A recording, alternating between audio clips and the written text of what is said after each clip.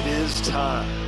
It is time to brew your best beer. The 2016 SJPORR Challenge is dedicated to your friend and ours, Paul Wickstein. Brought to you by Brewcraft USA, iMake, Gladfield Malting, Yakima Valley Hops, The Grain Bill, Brewers Exchange, Keg Kingdom Homebrew Supply, Hiraki Homebrew, and a special thanks to our silver sponsors.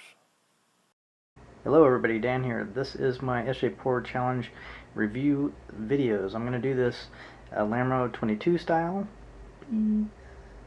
and do all of the videos in one big video. There'll be a timestamp down below in the description, so check the timestamp with your number and you can see my feedback. First up we have the Devilish IPA. This is a Session IPA. ABV 3.73, IBU 60.5, OG 1040, Final Gravity 1012, color is 5.3 SRM, hop Simcoe, Columbus, Amarillo, grains Vienna, Caribbean, Carapils, and fermented with US-05. So right off the bat on this beer, it has been sitting for a few minutes because I had to restart my camera.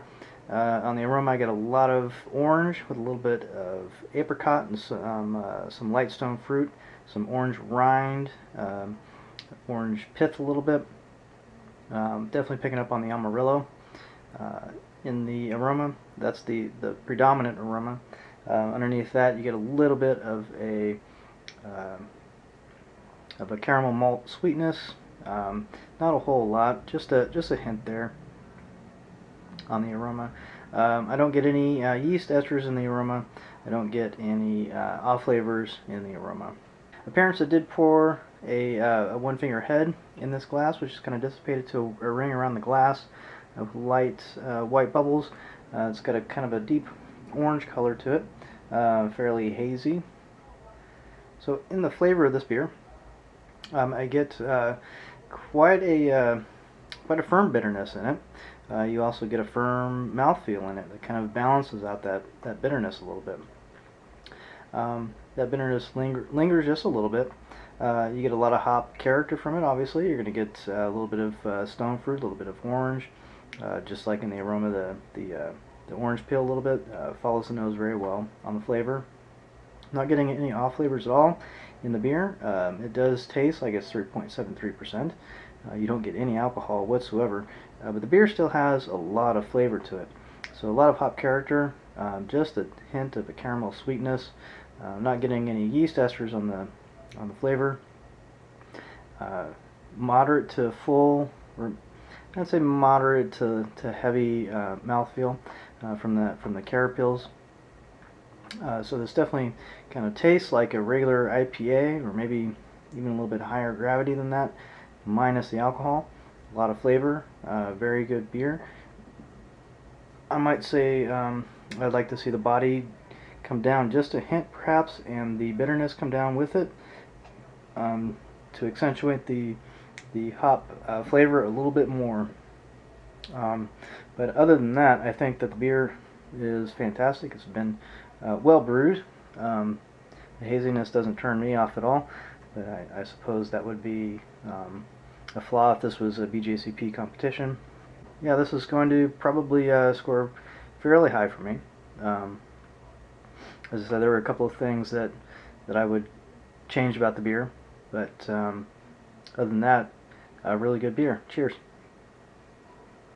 So on this one, on the aroma, I get a light lemon and a little bit of peach right when I first poured it, followed by kind of a light grassiness, which went away pretty quickly in the aroma. I got a moderate amount of honey on the aroma. Underneath that hop character. As the beer sat a little bit, I got more peach on it, and then as it sat a little bit further, get a little bit of like a raisin and more of the malt kind of coming out a little bit, like a raisiny sweet caramel kind of malt aroma coming off as that hop aroma has now kind of died out on it. It's been sitting for a while. I've already filled out the score sheet on it, so the aroma overall was pretty light. Like to see that bumped up just a little bit. So when I first poured it, the head dissipated really quickly, did this ring, which is kind of lasting and kind of clings to the glass. With big white bubbles. So orange in color, a little bit hazy. Again, if this was BJCP competition, you'd get dinged for that. I'm not sure if we're supposed to judge using BJCP style guideline. I'm not too sure, but so anyway. Otherwise, though, it looks really nice. I'd like a little bit more head retention in it, though. The flavor, it kind of follows the nose. You get a lot of peach, a little bit of citrus in there. You get also a light sweet caramel, kind of a back end to it. That's underneath that light stone fruit hop character. A little bit of a honey malt character to it, I think. Yeast esters are low, no off flavors. Back to the yeast esters, low to none. I couldn't pick anything up. Again, no off flavors in this one. This one, I'm not getting any off flavors at all. There's a light lingering breadiness on the aftertaste. The mouthfeel on the beer is moderate light, and so is the carbonation. I'd like to see that carbonation kicked up just a little bit. The bottom was filled all the way to the top, so I think I'm pretty sure he kegged, filled this one. And that's kind of a typical problem with filling out the keg, getting the proper carbonation in there. It's not an easy thing to do. Overall, this is a very sessionable IPA, which is what it is. It's a session IPA, and for that he nailed it. I'd like to see a little bit more aroma in it, a little bit higher carbonation. The flavors are not overly intense, so you could just drink a lot of this. It might have just a hint more caramel malt character to it than I would like in the beer, but it's well balanced, and the bitterness is low, so you can just really easily session this beer. Perhaps a stronger dry hop might help bring out the aroma a little bit. Overall, though, this was a really good beer, and good job to whoever brewed it. Cheers. Okay, so here we are with Red X Session IPA, brewed with coffee malt, and not coffee. 3.1% ABV, ID is 79W34Z86J. And this was quite an interesting beer. Poured a much thicker head when I first poured it. It's very carbonated and had a nice kind of off-tan head on it. It's gone down to, now after I've been sipping on it, I've already reviewed it on the site, but it still has a nice little cap of head, at least a half finger head there. Color is kind of a brown ruby, really interesting color, not quite red, not quite brown, kind of a reddish brown, a little bit hazy in this particular glass. On the aroma up front, I got a lot of like orange creamsicle, which was really interesting, followed by kind of a light pine sol or piney aroma, moderate kind of sweet toffee, and a light breadiness, very complex aroma, moderate amount of orange zest, no yeast esters or off flavors that I could detect in it. Not much coffee detected either. There might be a little bit of it on the back end on the aroma. Yeah, so on the taste, it doesn't quite follow the nose. The aroma on it was really, really nice. On the flavor, you get a little bit of that orange creamsicle in there, but it seems to be a little bit more dominated by the malts. The malt character kind of comes off partially as bready, a little bit of that toffee as well, but there is kind of a somewhat harsh, kind of like burnt toast, burnt bread crust kind of character to it, and that kind of lingers on the aftertaste. The beer dries out really well on the aftertaste. That burnt bread crust is a little bit distracting, slightly, maybe a little bit astringent. I'd like to see maybe that come down just a little bit out of balance. The beer does coat your mouth quite a bit as well as kind of being dry at the same time, but that coating of the mouth kind of balances off that burnt bread crust that you get in the both on the mid and the aftertaste of the palate. Overall, it's a It's a very interesting beer, very unique. I would like to see actual coffee in it. I think that would actually go really well with it. The hops were a little bit subdued on the flavor, but I think that that's a good thing for this particular beer. I think it balances really well with the malt flavors. Sometimes on these kinds of beers, you can get too much clashing if you put too much hops and you have too much of the malt character. You kind of got to pick one or the other to go with. And on these kinds of beers, I tend to prefer the ones that are a little maltier rather than trying to be a little bit malty and really hoppy, hop flavor character. The carbonation was really high on it. Would back down just a little bit on that. But overall, really neat, really interesting beer, and well done. I'd like to see it done with maybe a couple of tweaks and maybe actual real coffee. I think that would be really nice in this beer. And that's it for this one. Cheers. Up next we have the Not So Bad Leroy Brown, and this is a coffee mild brown ale brewed with Rex Double X coffee beans, 95M 42X 78R, and already filled out the score sheet on it and just been kind of sipping on it and enjoying it. On the color, it is really dark brown, not quite black. A little bit of ruby highlights in there. You can see the bottom of the glass, and from my perspective anyway, a little bit of a haze to it. I did pour out all of the bottle. It looks like it was not bottle conditioned, so poured it all into the glass. Poured about a one-finger head originally, which dissipated to this nice little ring of khaki, creamy-looking bubbles that lines the rim of the glass there. When I originally poured the beer, I got a really pretty heavy, moderate high level of like a freshly brewed coffee right up front, along with like a freshly baked chocolate chip cookies with the Hershey's chocolates in it. There's a moderate amount of sweet breadiness in there as well. No hop aroma, maybe a slight yeast ester in there, fruity yeast ester in the aroma. As the beer warmed up a little bit and as I kept drinking it, I also got, the coffee aroma lingered quite a bit, really well. Kind of turned into like a really dark roasted coffee with a little bit of sweetness in it as well. I thought the flavor was a little bit subdued compared to the aroma. The aroma was awesome. The flavor is good too. It's just a lot lighter on the flavor. I got light levels of that chocolate and the coffee up front.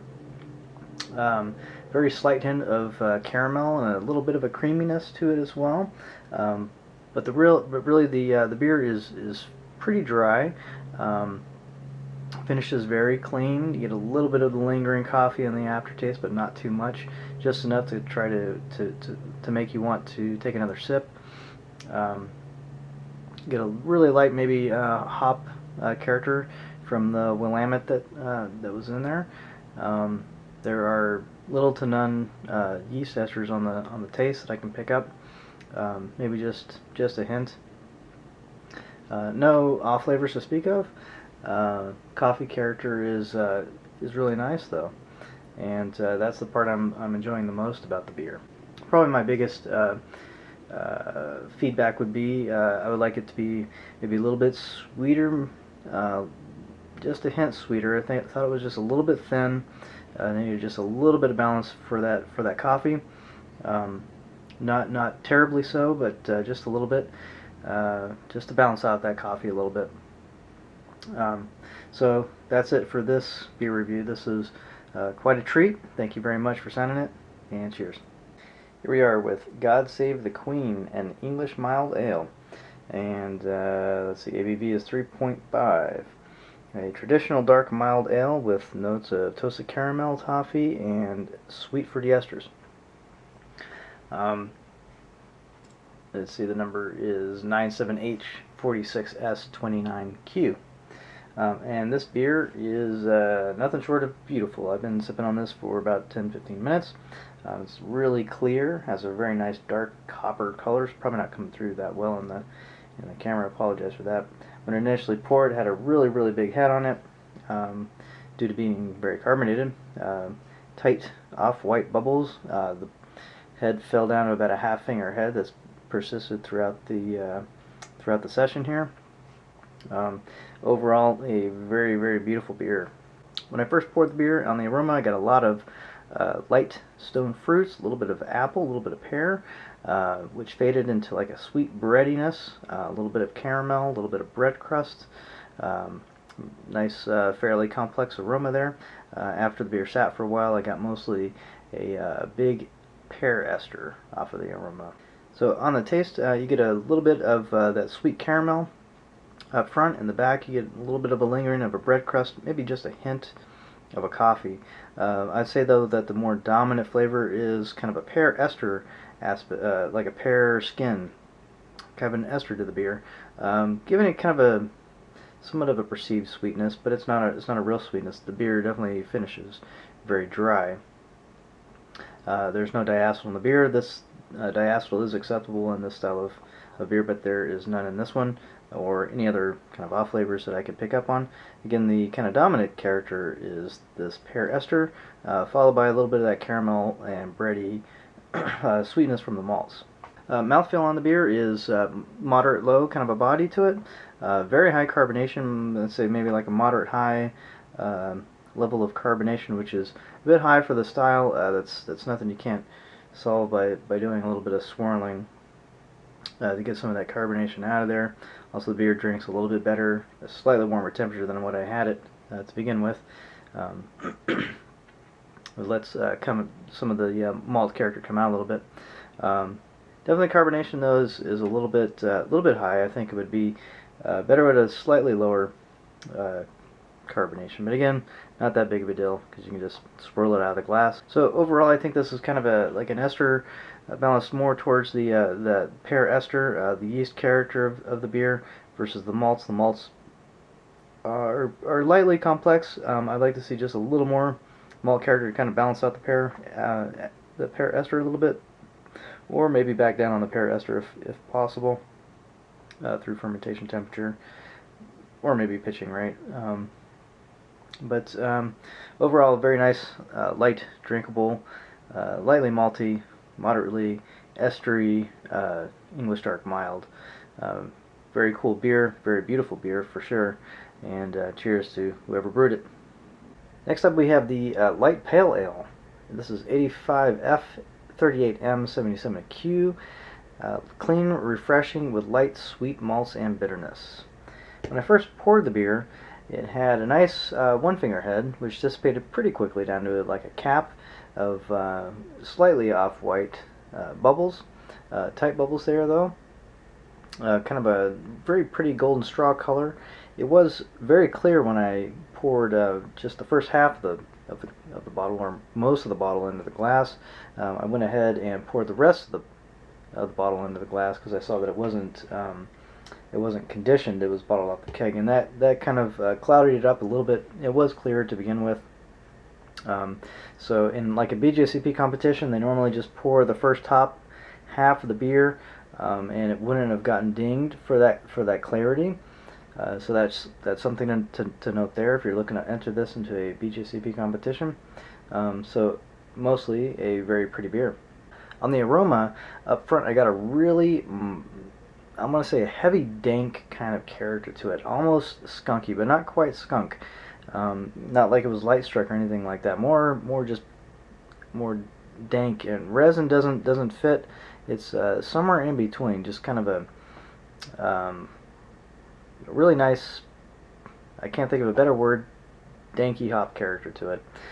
Followed by a light grassiness in there, and a little bit of a fruit punch and a melon. There was also just a hint of a spicy aroma from the hops as well. Definitely a hop-dominated aroma in this beer. I also picked up on a little bit of a crackery aroma from the malts, and not much there, just a little bit, and no yeast esters that I can pick up on, and no off flavors that I can pick up on either in the aroma. So for the most part, in the flavor of the beer, it follows the aroma, minus kind of that dankiness to it. It does have kind of an earthy bitterness, which is, I think, the same thing as that aroma. It's kind of an earthy hop character to it. And balanced with that, you get kind of a really big melon hop character to it, with just a hint of citrus in there as well. Get a little bit of that crackery malt in there in the background, not much. It's definitely more of a hop forward character to this beer, and it's definitely kind of an earthy hop, kind of a cross between an earthy hop and a melon hop, with just a little bit of that citrus in there. The bitterness is moderate, slightly higher balance, or slightly higher than the malt sweetness, which is really low, making the beer very dry. But that bitterness is, I wouldn't say overwhelming in any kind of way. In fact, I think that it's really nice. I think that it makes you want to drink more of the beer. And on that level, I think this beer is really well executed. This is very much a West Coast pale ale. Extremely dry, finishes extremely clean. No off flavors that I can pick up on. As far as mouthfeel goes, that's another one of the very impressive things about this beer. This is only 3.4% alcohol. This tastes like I mean, you don't taste any alcohol at all, but it does taste more like a 5-6% pale ale, which is kind of what you want to go for in these sessionable IPAs or sessionable pale ales, whatever you want to call them. So this has a mouthfeel that's moderate high. You can tell that there's a little bit of carapils in there, I think. That gives it a nice, just enough mouthfeel to balance out that earthy bitterness that's in the beer. It's not too much. It doesn't feel filling in the stomach. It's just really well executed mouthfeel. Moderate carbonation, which is perfect, and I can't say anything better about the beers. The mouthfeel is really well executed on this. So overall, in this beer, really well brewed. I'm impressed with this one. This has an excellent mouthfeel. Has really good balance of bitterness with a light, almost non-existent malt character to it. But it's not too bitter. That's really hard to achieve. The hop character is kind of got this really earthy, tea-like bitterness to it and flavor at the same time, which you kind of find in some like farmhouse ales or something like that. So whatever hopping rate was used in this would work really good in like a farmhouse ale or a saison or a Brett beer or something like that. As far as IPA goes, the melon character is nice. I'd like to see more citrus character in the beer. I think that would bump this one up to potentially like a world-class beer that could compete at the National Homebrewers Conference or something like that. So this is really good stuff. So cheers to whoever brewed this. And our last beer is the Ultra Light Milk Stout, 28V, 74L, 58Z. Chocolate roast, lightly nutty, with a touch of bitterness on the finish. And been sipping on this for a little bit. Already filled out the score sheet. When I first poured it, had a nice one finger head of kind of a light mocha colored head. Dissipated pretty quickly to a ring around the glass there of tight bubbles, which has lasted now for about 10 minutes that I've had it in the glass. The color is pretty much pure black with just a little bit of ruby highlights around the edges of the glass. Can't really see through it, so I don't know if it's cloudy or not. Don't think it really matters. That's it for the appearance. So when I first poured the beer, immediately on the aroma I got a moderate amount of coffee with just a hint of a green bell pepper in there, which is pretty typical for these stouts. More so for the coffee stouts, but you can get that green bell pepper in there a little bit for stouts as well. That aroma kind of went away pretty quickly. It's like now I get more of like a creaminess with the chocolate and a little bit of coffee. It is a milk stout, so I'm assuming I'm smelling the lactose right now. Under that you get a little bit of dark chocolate. The aroma is very bright and refreshing, as opposed to cloying or sweet or oxidated. I think a lot of these stouts kind of get oxidated pretty quickly and kind of put off weird flavors when that happens. Not picking up on any hop character or yeast esters, and not picking up on any off flavors in the aroma. So on the flavor of this beer, let me start off by saying that this beer is really, really good. Right off the bat, you get a lot of creaminess, a lot of the lactose, a little bit up front, but it's balanced really, really well, lightly so, with the dark malts. And so you get like a little bit of a coffee, a little bit of a dark chocolate, a little bit of a chocolate bitterness in there. I don't know if that's coming from the dark malts or from the hops. It seems to be more coming from the dark malts to me. I think that the hop bitterness is fairly low on the beer. It's definitely leaning more towards slightly to the sweet side of things for a milk stout, which is, you know, obviously kind of what you're going for in a milk stout. But it's definitely not cloying in any kind of way. The light creaminess kind of lingers on the palate a little bit, and then dries out, leaves the palate a little bit sticky, but just makes you want to drink more of it. This is a very, very well balanced beer in that regard. There's a light caramel sweetness in there as well, just very, very light, supportive at best. There might be just a hint of an apple yeast ester in there, but nothing more than you get in any other kind of a beer. And you'd really have to focus on it to pick it up. The dominant flavor in here is definitely the lactose, but it's so well executed in the balance of that lactose that I'm very impressed. Comparing this to a left-hand milk stout, which is kind of my gold standard for a milk stout, this is right up there. This is really, really good. So I think that this would do really nice, really well in any other BJCP competition, maybe even a bigger competition. One other thing to say about the beer is the mouthfeel. Mouthfeel is moderate high, and the carbonation is moderate low. Perfectly executed for this kind of a beer. Sometimes people will get the carbonation a little bit too high and have kind of a Coca-Cola or an astringency. This has no cola aspect to it, no astringency. Perfect mouthfeel, not too cloying, not too thin, just perfectly executed. This is just one hell of a beer. So cheers to whoever brewed this. So that's it for my 2016 SJPORR Challenge beer reviews for the West Coast.